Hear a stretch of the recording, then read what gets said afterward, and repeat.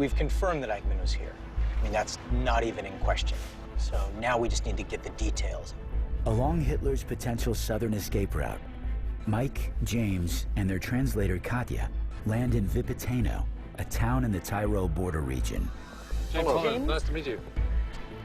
The team makes contact with historian Dr. Dietrich Thaler at the Lady of the Moss Church, which, according to declassified documents, was connected to a priest assisting in the escape of high-ranking Nazis, including Adolf Eichmann, after the war.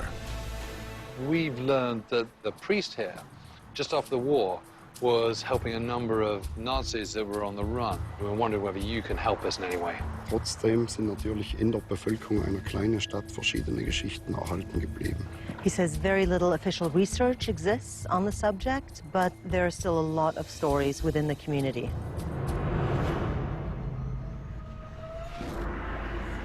Well, that's magnificent, isn't it?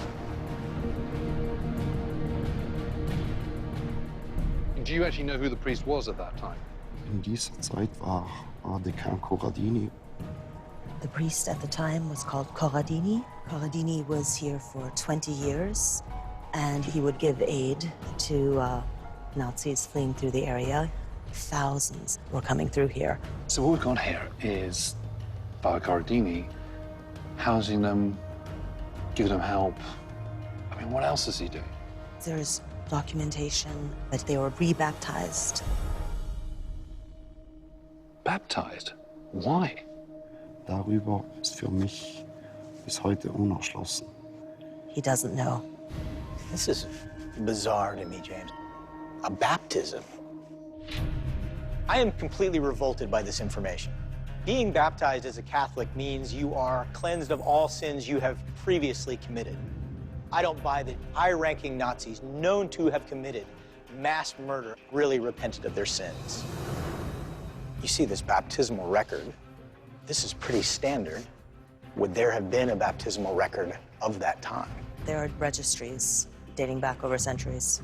He's going to check and see if it's possible that we take a look at them. Dr. Thaler secures access to the church's sealed records archive, a collection of documents dating back hundreds of years. So this is from 1943 onwards.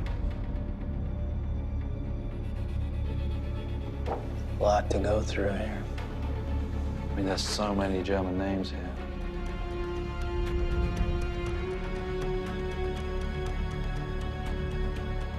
Oh my God! There's no record that Eichmann was baptized here. But look at that. What's that? Priebke, Eric. He's a known Nazi war criminal. And he escaped to Argentina. And he lived there a free man for more than 50 years in Bariloche. This links the rat line going through this church to Bariloche. That's a hard data point. That's major.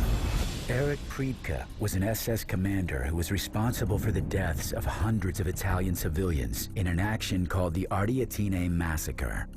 After the war, he successfully went underground and escaped Europe, surfacing in 1949 in Bariloche, Argentina, the same town where the team had previously uncovered a safe house linked to Adolf Hitler. The legends tell us about the whole thing with the Hitler's house. You know, it's a kind of a creepy place.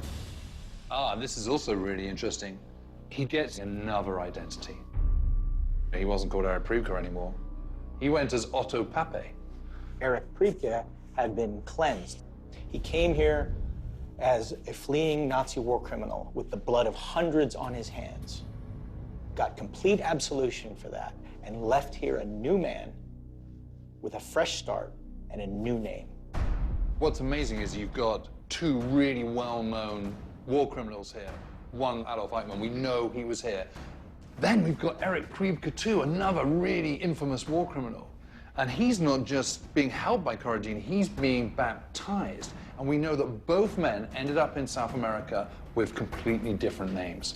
If Austria is where the Nazis shed their skin, then South Tyrol is where they were born again and assumed a new identity.